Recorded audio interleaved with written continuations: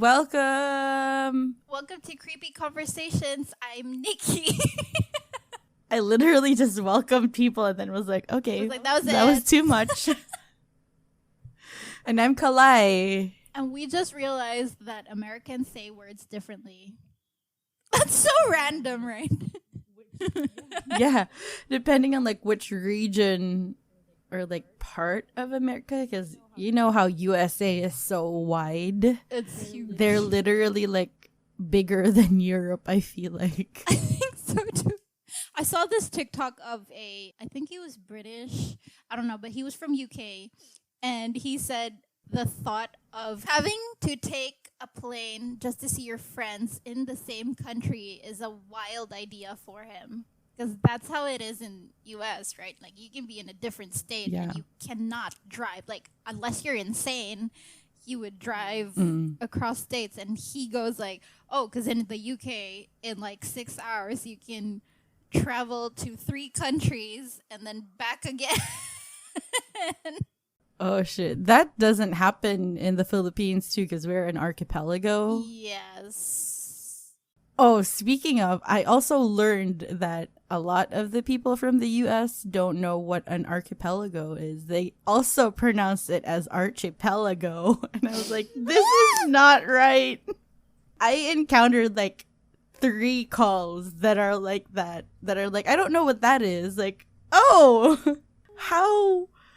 Ever since we were kids, like in elementary, we're taught that our country is an archipelago and like it's pronounced as archipelago. What? This is wild. How? I mean, I'm fine. I'm cool with the thought that they don't know what it means because it's probably like smart people word. Their country isn't an archipelago. Yeah, fair enough. But not knowing how to pronounce it? That's crazy because that's an English word. Surprise. But yeah, if you're one of them, hit us up. Now you know what an archipelago was. Wait, did we even explain? We didn't even explain. Whoops. Yeah, it just means like the country has different islands. The fuck? It's made up of different islands. One country has like multiple islands made up of multiple islands, like the Philippines. We're so insane. Oh my god. You literally cannot drive to another island or like a bigger island. What am I trying to say? You need to ride an airplane or a to boat. Get to one of the major islands. Or you need to take a boat or ship or whatever you call it. Yeah, boat. Oh my god, that's insane. I was going to say something, but then I forgot, so I guess we'll just have to move on to our topic. We'll talk about that at the end of the episode. Stay tuned to find out what Nikki was thinking about. If I can remember. Yeah. For this week, we're going to be talking about the unsolved case of the Setagaya family murder. Sources for this episode: ABC News Australia, which I just found out that it's not ABC News and it's different from the ABC News in America. Like, it literally means something different. It means Australia Broadcasting something. I forgot what the C meant. But yeah, it's different.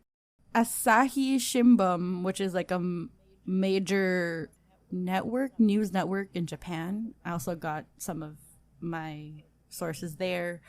Japan Today and Japan Times, which, by the way, I had to fucking trick the Japan Times website because you can't read their articles for free. So while the page was still loading, I had to quickly Control A and Control C on that bitch before it asked me to pay. What? That's smart. I wouldn't have thought of that. Yeah, because I already know that Japan Times isn't free, and before I was searching for like another topic, I saw that they don't ask for you to pay right away. Like it still like loads before it asks you to pay. So that's why I was like quick this time. And then, of course, our forever soulmates, Reddit and Wikipedia. We got like a lot of sources there. And so the Miyazawa family lived in the Kamisoshigaya neighborhood of Setagaya. It's in the western suburbs of Tokyo. The family is made up of 44-year-old Mikio Miyazawa. He's the husband. He worked at Interbrand, a foreign affiliated company. And at that time, they were developing corporate identity for major corporations. The next one, the mother, a 41-year-old Yasuko, she worked as a private tutor for students all over their neighborhood. And then they had two children, 8-year-old Nina and 6-year-old Ray, who was a boy. They were known to be a typical loving family. Mikio was described by his colleagues as congenial and not the type to get in trouble. And Yasuko was described as, I think it's pronounced as Yasuko or Yasuko. I might be wrong, so if you guys know how to properly pronounce her name, just yell at me. I think it's Yasuko. Yeah, because usually the U after an S is silent for them. Yeah, they don't pronounce it. So she was described as kind and passionate and dedicated to her children, specifically their son Ray, because he had special needs. He had a speech impairment and they had to seek professional help. And they were living in, I would say, like a 2-story duplex with an attic. Like if you listen to last week's Shorty, I used to live in a house similar to like the Miyazawa's house. Like if you look at it from the outside, it looks like one big house, but there's like a divider in the middle and you need to like go through like it has its own fence entrance. Yeah, it has its own entrance and like its own gate. But yeah, the people living on the other side was Yasuko's sister and their brother-in-law who was a foreigner, but they weren't around a lot. And at that time, because their brother-in-law's job required them to travel to Europe a lot. So while they were away, Yasuko's mother, Haruko, was staying at the other side of the house. And because it was a duplex, both families decided to soundproof their walls. Because you know how the Japanese are. They're very respectful of each other and they also like value privacy too. So yeah, that's why they had soundproof installed in the walls. When her sister moved out to live in her husband's country, Yasuko then turned her mother's ground floor into a private tuition center so she could like tutor all the other kids that she's tutoring there. And then their own ground floor was solely for Mikio's use, so he could like do business there. When the Miyazawa family first moved to that neighborhood, it was like a residential area at first, and they had like 200 neighbors, but the local government decided to expand the Soshigaya Park, which was behind the Miyazawa's house.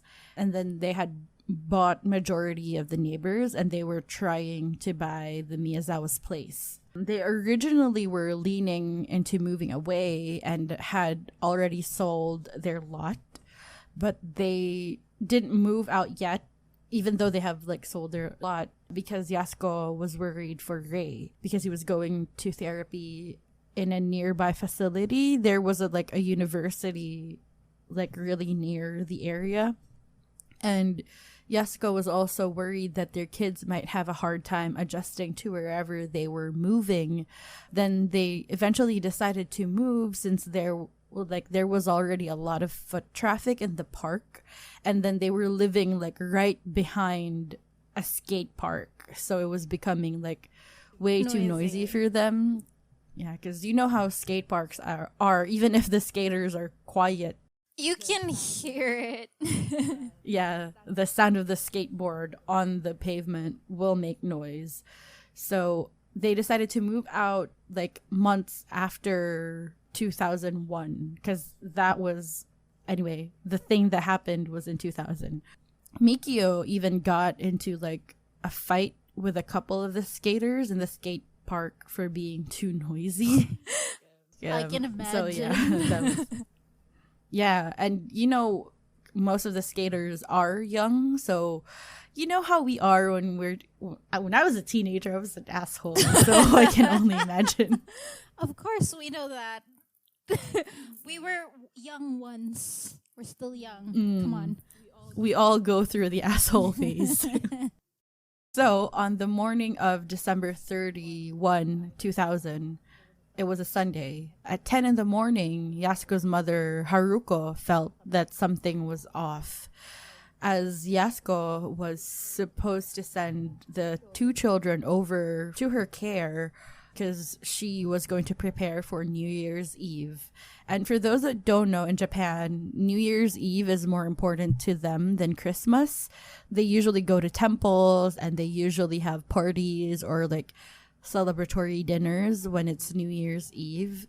It's a big event for them. I think it's the same for like the Chinese, but instead of our regular New Year, it's the Chinese New Year for them. Yeah. Half an hour later, Haruko called Yasuko on the phone twice, but nobody picked up. And she couldn't really, like, you know how even if you have soundproof, you can like hear the faint ringing of your neighbor? Yeah. Like it's not full on, you can't hear anything. Yeah. And she noticed that she couldn't hear like the ringing in their house. So she waited for a few minutes because maybe, they were busy, and she called again and still nobody picked up. And she was kind of worried because, they have two kids, and you know how a household is when there's children. It usually something's like happening. So by now, Haruko decided to go over and take a look. It was around like 10:50 a.m. or it's just like after 10. She rang the doorbell, but nobody answered, and the door was locked. But she knew that the family was home because the family car was parked in the garage. So she used her spare key to go in. And when she got in, there was like an ominous energy in the house. I hate that. Like, you don't even see anything yet, but because it feels eerie already, you kind of know that something's up. Yeah. And what was worse was that there was a foul smell. So when Haruko turned on the light, she was horrified to see that there was somebody lying down at the bottom of the stairs, and it was covered in blood, and the house was a complete mess. So as she approached the body, she realized that it was her son-in-law, Mikio, and even though she was scared, Haruko called out for Yasuko. Then she ran up the second floor to find her daughter, Yasuko, and her granddaughter, Nina, in the hallway near the bathroom, both stabbed to death. And she found the youngest, Ray, cold and lifeless in his bed. So that's intense that they're like scattered around the house. It feels like they were really after the family. Exactly. And Haruko calls the police, and soon the police were there, and an investigation started immediately. It was like a massive investigation. So there were plenty of things that stood out in the crime scene. They were all so brutally stabbed that Mikio's skull at the upper left side of his ear, they found a 3mm knife tip. What the fuck? Yeah, that was how hard he was stabbed. His right thumb was also severed, almost severed. He was stabbed multiple times in the head, in the neck, in the chest, arms and legs, and butt. And it looked like there was a struggle too. Like Mikio tried to go upstairs but was tackled because he had been stabbed on his the back of his legs and his thighs and his butt. And upstairs on the second floor, Yasuko's face was stabbed multiple times. Her throat was slit and her neck had multiple lacerations, and those lacerations were so deep that some of her bones could be seen. What the fuck? Yeah. Like there was something intense with the killer. And there were too many cuts in her face that she was almost disfigured.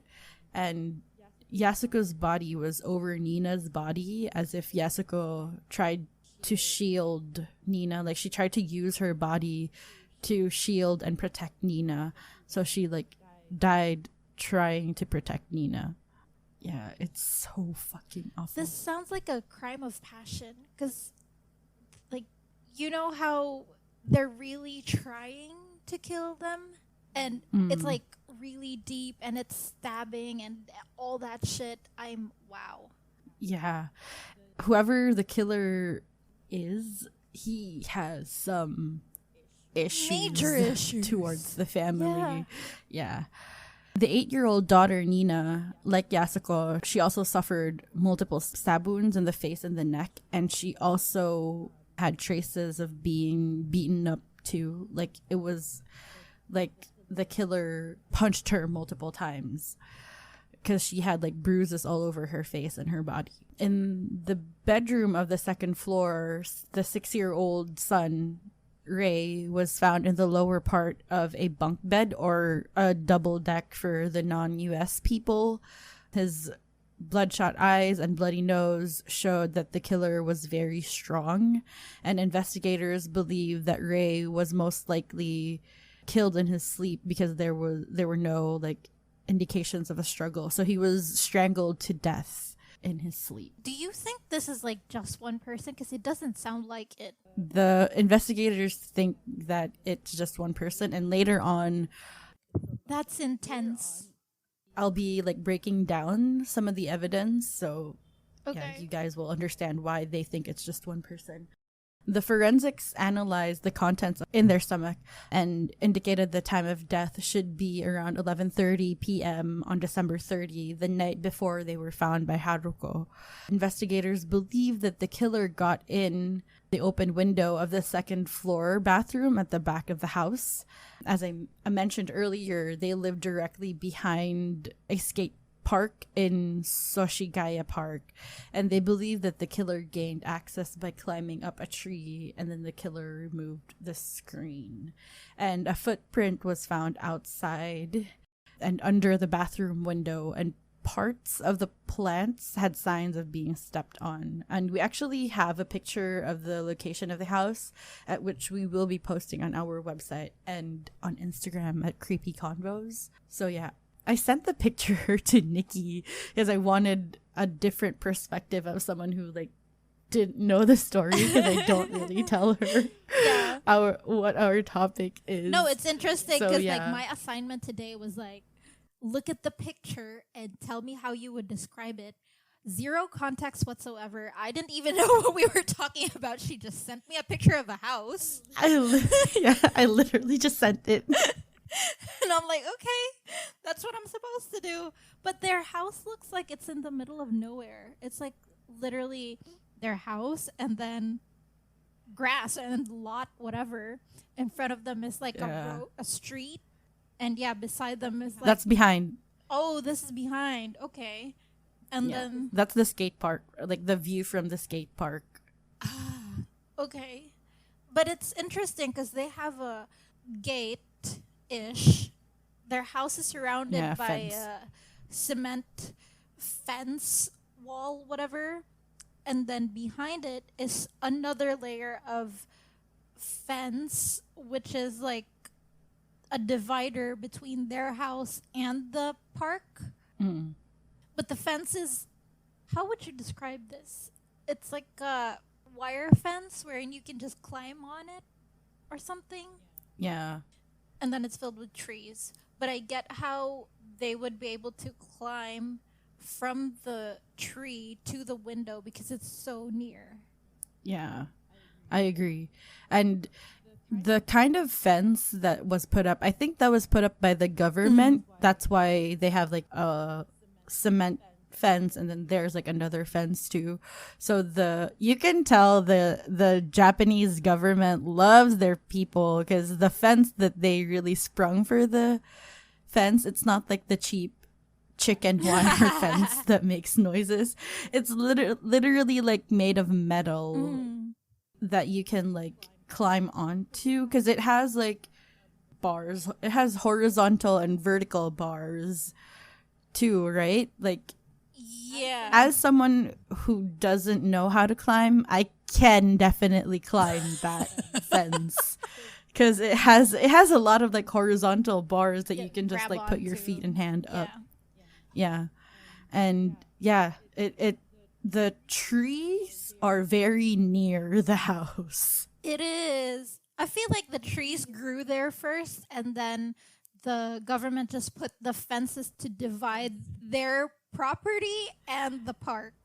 Yeah, you can easily climb up there. So I think that's why whoever the killer is was just able to get in because of how the place was set up. So yeah, let's move on to the evidence. The killer left a massive amount of evidence in the house. Like, this dude was not careful at all. So the first thing that he did was he had unplugged the phone line. That's why when Haruka called, It didn't ring.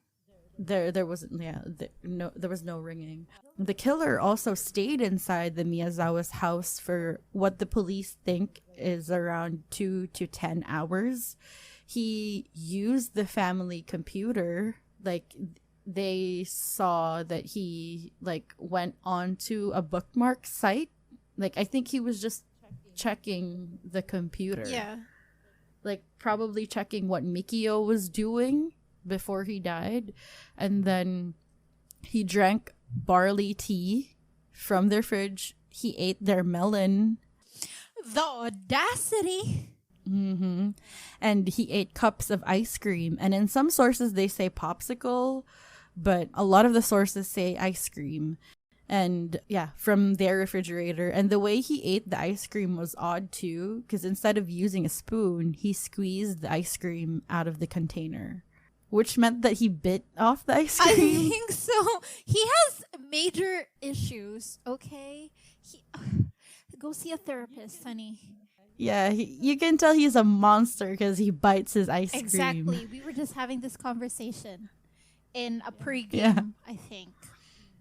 Fuck.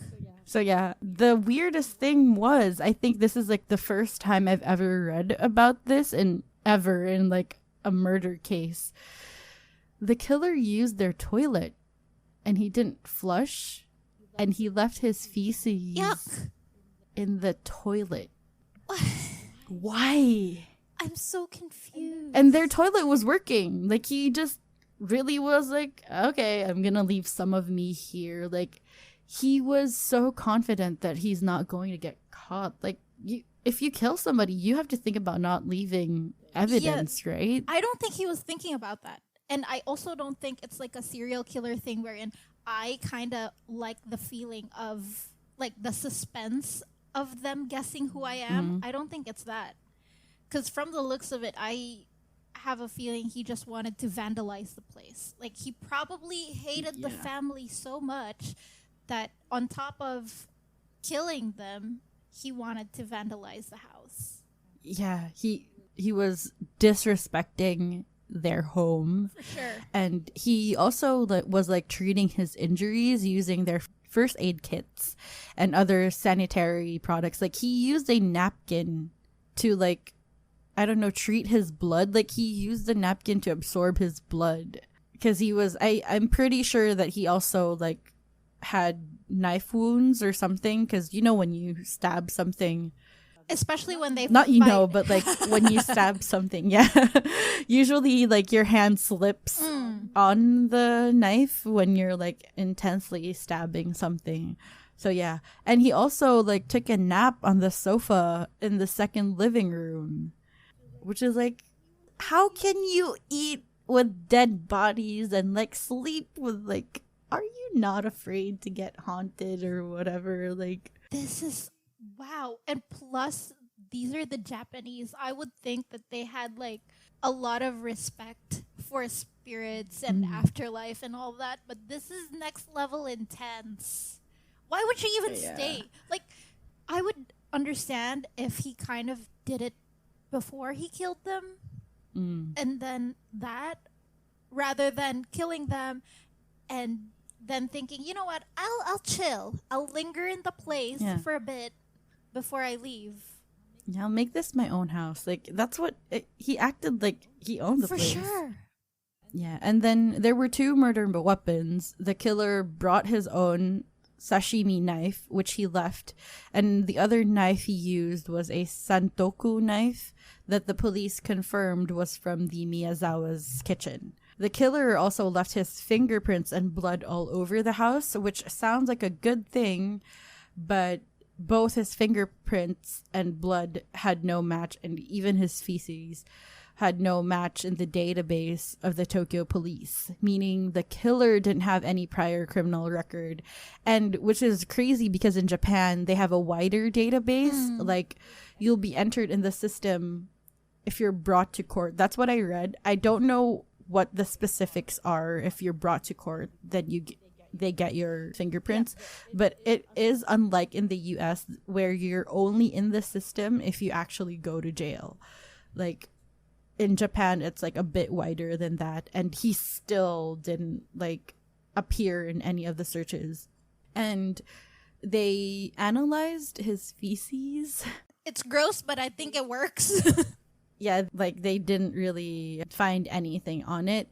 They just found that there were string beans and sesame seeds the previous day that the killer had. I'm wondering how this We don't know if it's lunch or like the case. They just analyzed it because maybe somebody who ate with him were like, oh, he ate this on like December 29 or December 30, and then now he has like wounds on his hands. Like maybe, you know, whoever could like connect that thing. So maybe that's why they had to analyze it to make sure that, also to check if he had drugs in his system that can't be detected in the blood. So yeah, they unfortunately did not detect any drugs in his system in both his blood and his poop. There were no unusual substances that were found. Like, he was probably not drunk when he was doing this because they couldn't find any traces of like alcohol and other stuff. And his blood type is A. You know how that is important in the Japanese culture, like blood type to them is very important. So if you know somebody who's like blood type A and had string beans and sesame seeds. This was like what years ago? Can you imagine? 2000. Can you imagine one of our creepers being like, oh, you know what? In 2000, December 2000, I ate this with this dude and I think he killed that family. Yeah, the key is he has wounds in his hand. So if you ate with someone, string beans with someone, and the next day they appear with like stuff in their hands, or they have scars in their hands, if you know someone now that have scars in their hands, and you're like, dude, did you eat string beans in December 2000? Do you love string beans and sesame seeds? I think how you open the conversation is like, have you ever tried like pooping and not flushing in someone else's house and then had string beans the day before? Oh, what's that on your hand? That's the most random conversation. But I think yeah, you're like, what the fuck is this girl on? But yeah, I think that's why the police released that, because during that time, you can for sure still remember if you were with someone who ate string beans and sesame seeds. Oh my god. But that's like a very Japanese meal. Like if you listen to the combination of the food. That's true. It's like, yeah, that's Japanese. Asian in general, I feel like that's a typical dinner, a typical Asian dinner. But yeah, so the DNA, they did a deep dive analysis on the blood, and it indicated, this is very interesting, that the killer is male and is possibly mixed race with maternal DNA of European descent and possibly from a South European country near the Mediterranean or Adriatic Sea. And the paternal DNA indicated that the father was of East Asian descent. So he's probably Japanese. He's possible. Actually, so it could be possible that the European maternal DNA comes from a distant ancestor from the mother's line rather than a fully European mother. So whoever the killer is probably has like a half European mother. Right. Yeah. And then analysis of the Y chromosome showed that there was a longer scientific explanation to it, but I had to dumb it down for myself because there were like there was like some stuff there. But so in short, the thing that was in the Y chromosome appears in 1 in 4 Koreans, 1 in 10 Chinese, and 1 in 13 Japanese. So it's that means that probably there's a Korean. chance, yeah, that the killer might not be Japanese and most likely Korean, because, you know, as I mentioned earlier. So the Tokyo police asked assistance from Interpol, and Interpol ran the fingerprints for matches, and they still could not find a match. So that's how intense, like, the Japanese police really did do what they could at that time. Like, they asked help from Interpol, and they did so many analysis on it. This blows my mind because it feels like the person does not exist. Like, you have all the evidence, you have his shit, you have like fingerprints, you have his blood, and still nothing. They still couldn't find him. Yeah. They also analyzed the footprints that were like left, and they found out that the brand was Slazenger. The size was 10.8 inches or 27.5 centimeters, and it was manufactured in South Korea. The largest size of this brand sold in Japan market was only 10.2 inches. So most likely the pair of the shoes that he was wearing was bought in South Korea.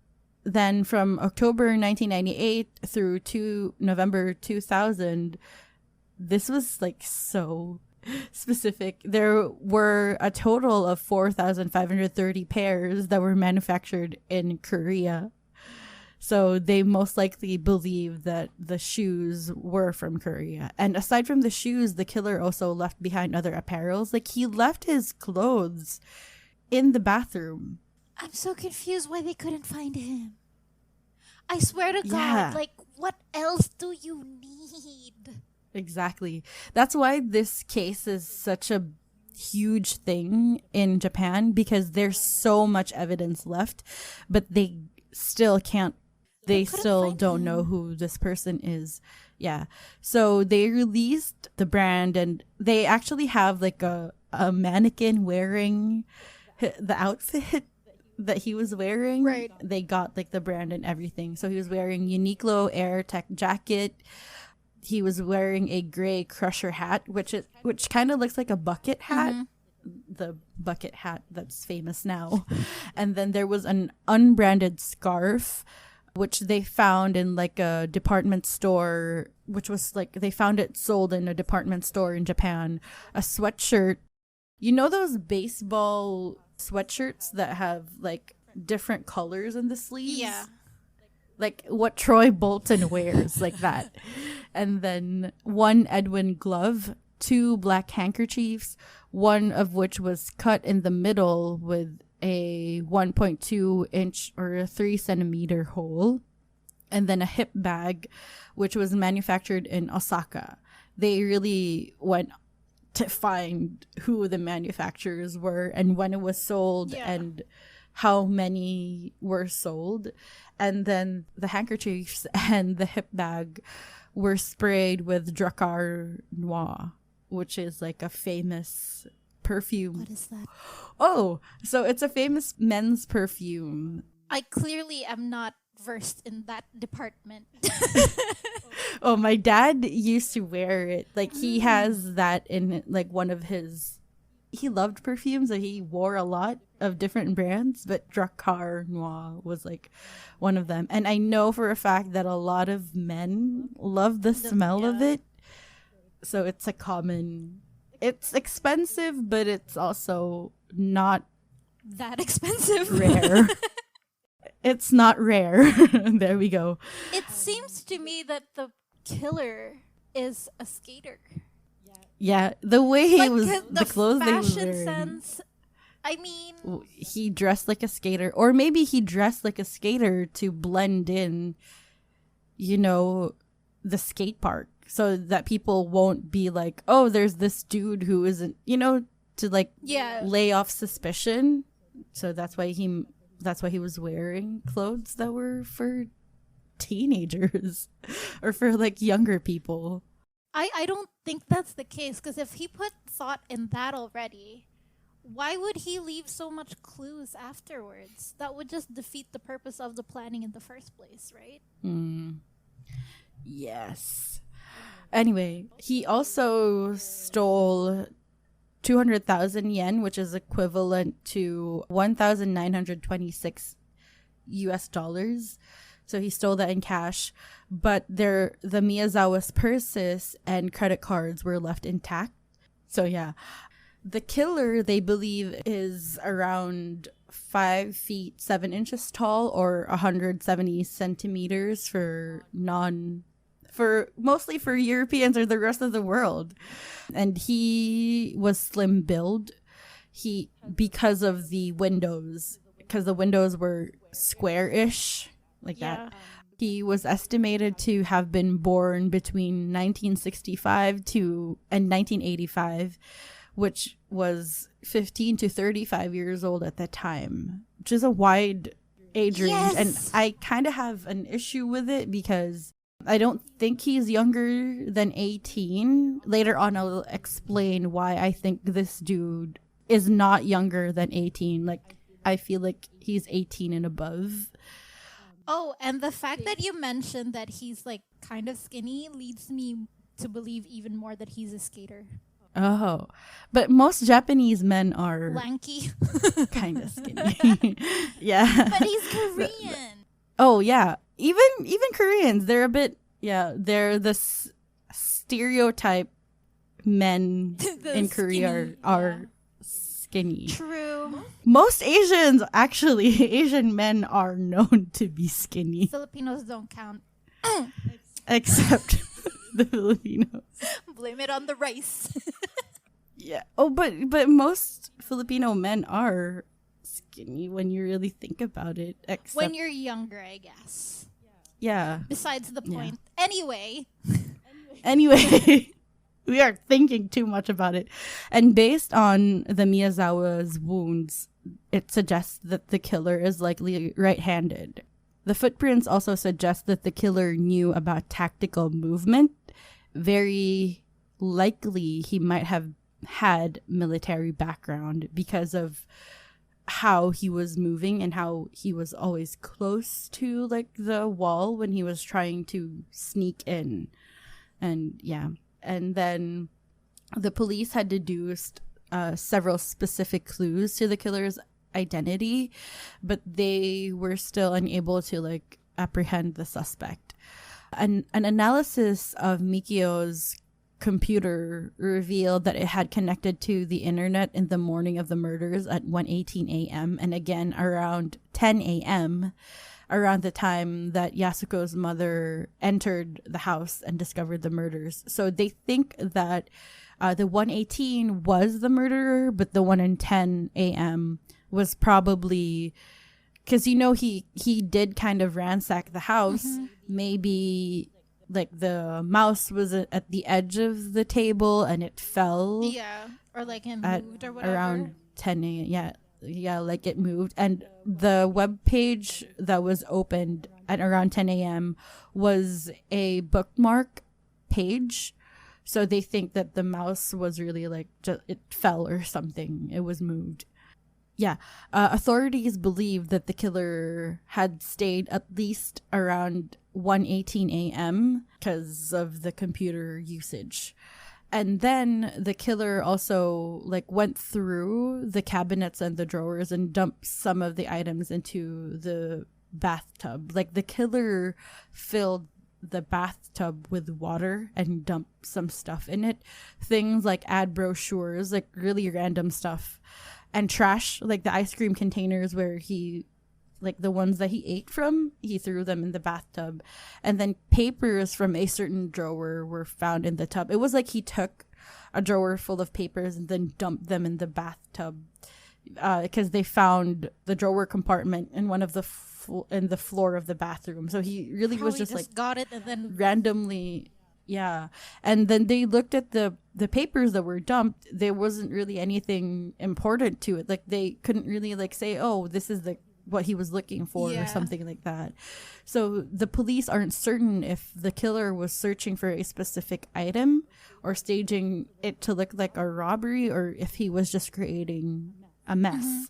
And what was interesting was that the investigators were able to easily find more money in the family study where the killer had been eating ice cream and using the computer, which like led them to think that this might not be a robbery because the money was just right there. And even though he did take money from like their bags, it was like he just came across that money and he was like, okay, I'll take it. But he wasn't really like specifically looking for money. So they were able to interview the witnesses. Also, another interesting about this was they asked the neighbors and other people to like put in their DNA and their their fingerprints to test. So the police really had to test a lot of other DNA, and they still weren't able to find him. And they also interviewed so many people. One of the witnesses, Yasuka's mother, Haruko, said that she saw an unknown car parked outside their house on December 25. December 27, in the morning, she saw a suspicious man wandering outside their house. And then December 30 at noon, the day they were murdered, someone saw Mikio quarreling with another man outside the house. So they don't know if it was a skater or what they were quarreling about. So they just saw that Mikio was quarreling with somebody. And then the same day at around 3 p.m., a housewife saw a man in sports attire, almost similar to it matched the description of what they saw, like what he left in their house. Ooh, so that must be the dude. Yeah, it was at the train station, which was like 1.5 kilometers or a mile away from the Miyazawa's house. And yeah, the police did say that it matched the description of the police, like his height and everything was like matching to the killer. Wait. They found him. This is near the train station, yeah? Yeah, near the house, like 1.5 kilometers away from the house. What I don't get is, aren't they supposed to have like cameras at the MRT? Why can't they just like check for someone during? I don't know. This was in 2000. Maybe it wasn't that clear yet. Like the quality footage that they have, it wasn't workable. Or maybe they have it, but they haven't like released it to the public, because you know how the police sometimes like keep stuff in order to like strengthen stuff for when it does go to court. So yeah, another housewife remembered vividly that because Tokyo was very cold in December, that everyone was wearing a winter coat, but this one was only wearing a normal jacket. That's why like she remembered the dude. He's like psychopath. He was like, oh, I love the cold. It's probably in his feels. December 30, between 11:35 and 11:40 in the morning, someone saw a man in his 20s or 30s in an alley walking towards the direction of the Miyazawa's house. I think because this was a park and people kind of were familiar with who were living in that area and who were like going to their house and not. That's why people had like, oh, who's that? Like, yeah, that I don't know who that is. Like, it's like you're maybe not that's familiar. why he stood out. Yeah. There are theories that whoever killed them was they met through like their religious and charity events, because Mikio and Yasuko were very known to be like religious, they often attended Church charity service? events and religious events. Yeah. They had like, they were associated with like religious bodies, and there was this theory that the handkerchief with the hole at the center was like a religious ritual. And then there was a book in 2002, a Japanese author, Fumiya Ichihashi, published a book called The Setagaya Family Murder Case. In the book, he detailed his investigation and speculated about the relationship between Miyazawa and other Korean religious organizations. But I don't think there's anything that the police can look into that. Like, how could that be related? Yeah. But they believe, some of the web sleuths believe that they think the Miyazawas met the killer through Like like church. the religious events. Yeah. In 2005, after a collaboration with the Korean police, they couldn't really find anything substantial to it, and there was like insufficient evidence, so they couldn't proceed with the investigation. Another major theory was that the killer orchestrated this murder so that there would be traces left behind that would mislead the entire investigation, given that he had time to like create false evidence. So maybe he left those things to like mislead the police. But the shit though. Maybe he was carrying shit in his bag and like put that there. How much can you imagine how much poop he had to bring with him to make it look like he shat in the place? But my thing also with that theory is that I'm pretty sure they can trace the DNA evidence of the blood and the poop. Like, they can tell if it's from the same person, because he That's left his true. blood all over the place. So they would know if he was just planting those stuff for To mislead, misdirection and shit. Yeah. And a lot of the internet sleuths also believe that the killer is most likely a military brat, because police found sand from, what do you call this? A military Camp. what do you call the place? Camp. Yeah. From Edwards AFB. That's like a military station in either California or Vegas. Let me know if I'm wrong. What? But it's there in the US. Yeah. Which was found in his pockets. And they also found like red agent coloring, red fluorescent agent found on his clothing. So yeah.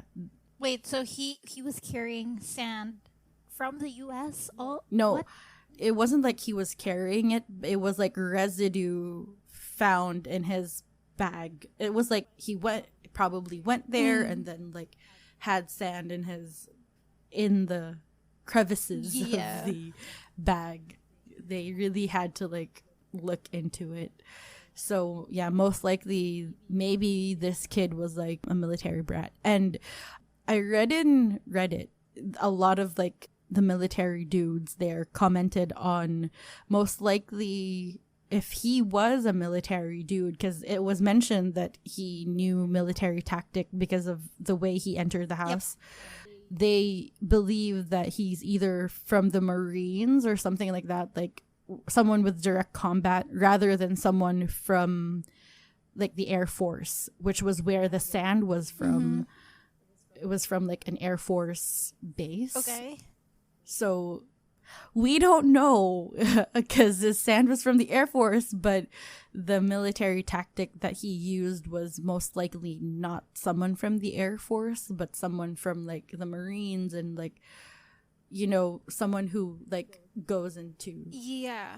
battle. Yeah, like on one-on-one. Have they ever considered opening this case again? It's still open. Oh, it's still open. It's still open. Yeah. The Japanese police has 20 million yen or 200,000 USD. They're offering that as a reward to any person who can help find clues that could lead to a suspect or closure of the case. So, guys, let's solve this case. Let's share that 200,000 US dollars. I think this is solvable. Like, What I wondered is, have they also considered looking into international, like foreigners coming into the country? Because you would always have your biometrics when you get in. They did consider a lot of things, but they can't. The biometric, you have to sign off that your biometrics are being used for a investigation criminal case. Oh my God. Yeah. So that's why it doesn't sound that easy. But yeah, even the Japanese police are like frustrated, probably. Frustrated because they know that there's so much evidence left, but they still can't solve it because they really don't have like a main suspect that they can like ask DNA from or something like that. So I was looking for like theories on Reddit, and they believe that he is most likely a foreigner or somebody that he isn't staying there. Yeah. But what is his motive in the first place? Like, he was just a skater boy and then this family got on his nerves and he killed them? Like, what? I don't know. What is the motive? Yeah. No, now that And plus, he killed them in a place of, like, their house is in a park. So and it was mentioned that there was foot traffic. And there was a skate park right behind the house. So, you know, was he not scared? What was this man doing? Now that I'm thinking about it, let's say we take on the idea that he did come from the military or whatever. You know how they kind of develop mental issues because of what they go through? It could have been that. And he probably got triggered because he did like pretty crazy shit. Yeah. I think so too. For me, the closest thing is also somebody from the military, and maybe he saw this family in the street and it triggered him and he followed them or something and then decided to, like, I'm pretty sure he observed the house because from the outside it looks like a big house. Like, he knew which side of the house they lived in, and he knew which window, how he could get in. Like, you know, he must have been observing that this window is always left open and stuff like that. I want the creepers to actually see the photos and dig into this because I'm interested to know what they think about it, because there's like so much. I think the puzzle pieces are there and we can just like put it all together and make it sound so easy. But it does sound like it, like with the amount of evidence that there is. We just need the information out there. I feel like if everyone in the US or in the whole world knows about this case, there's a huge chance that this is going to be solved. And also, the Japanese police, I feel like they did a great job on this because they really went in and analyzed everything. And there were like over 250,000 police officers and investigators that have been deployed for investigation. This is for over the past 20 years. But the killer is still like, what's up? Like, just chilling. I feel like it's unfair that he gets to live his life when he did this very horrible thing. I feel like at that time, he's probably in his late 20s. So he's now in his 40s or 50s. Wait, but why late 20s? I don't know. I feel like that's the peak of strength for men. Because they say that the killer was very strong. He strangled Ray. He strangled him to death. So he must be very strong. I'm thinking like early 20s. Mid to early 20s. Yeah, maybe. But he's Asian, so... I don't know. What is the peak of strength for Asian men? Well, I guess like if we really do consider him being in the military, what I imagine this to be is he's probably an American citizen from an Asian family who wanted to join the army for whatever reason there is. And usually when you join the army, it's at an early age. So probably by the time you're like 18 or I don't know what age it is that you're allowed to join the army, you just like 18. sign up. But then you also can't, you know what, now that I think about it, yeah, he's probably like mid to late 20s. Because I don't think you would learn the tactics that fast if you just joined. Like, you would need a few more years to probably be like kind of good. So he's probably 40, late 40s now. Yeah.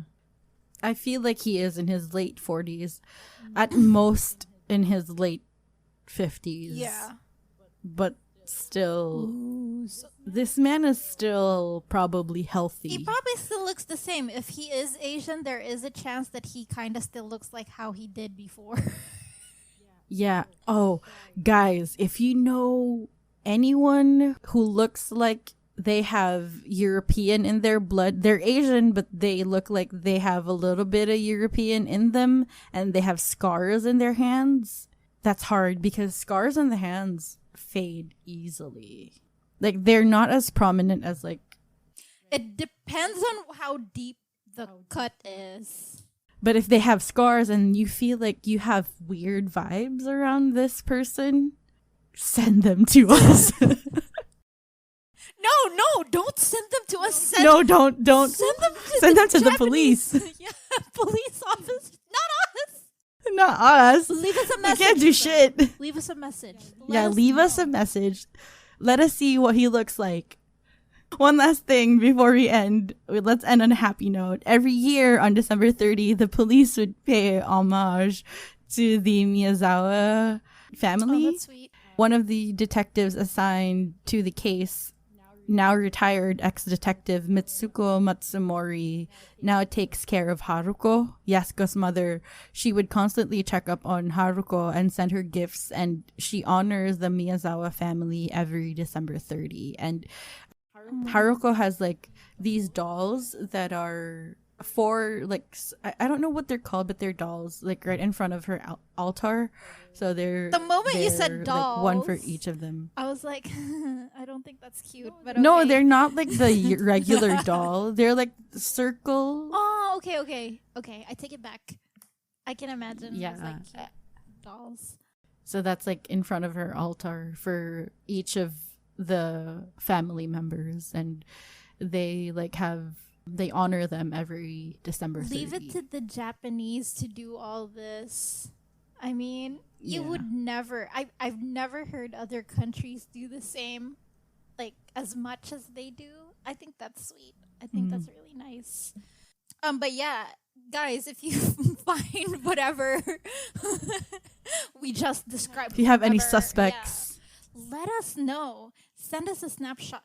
We'll teach you guys how to like. If you know a military brat. Yeah, dude, what I do is whenever I try to take a photo, I pretend to call and then then click the photo. Oh my god, I love that. Make sure your dude, flash I'm is so off. good at being a lurker. Yeah. Make sure your flash is off first and then pretend to have a call. There you go. And then send it to Creepy Convos. Sorry, don't do that. If you see someone cute or whatever, do not take photos without consent. Only do that to people that you think are murderers. Only do that to help look for a suspect, okay? You guys, let's not be creeps. Unless you're creeping on our podcast, that's a different thing. Yeah, only be a creeper on our podcast. Be a good creeper. Exactly. Creeper to solve crimes. The only way you can do that is by subscribing to us, rating our podcast on Spotify, iTunes, or wherever you listen to your podcasts to. And if you want to see videos of this episode and all the other episodes plus bonus content, we have that on patreon.com/creepyconvos. And I keep forgetting to mention our website. It's creepyconversations.com. That's where you can submit to us all your messages and the pictures of the creeps that you think should be in jail. Yeah. Follow us on socials. Creepy Conversations on Instagram, and then Creepy Convos on Facebook and Twitter. Thanks for creeping, you fucking creeper. And remember, the government is always watching you. Bye.